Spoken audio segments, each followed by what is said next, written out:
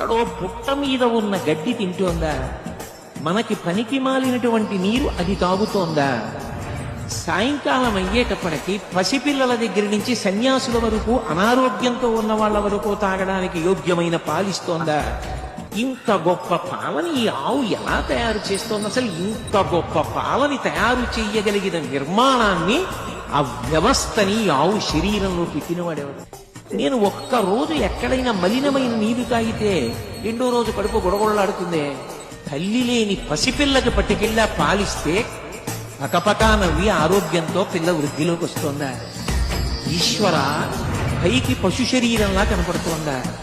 ఇంత అద్భుతమైన పదార్థం దాంట్లోంచి వస్తోందా?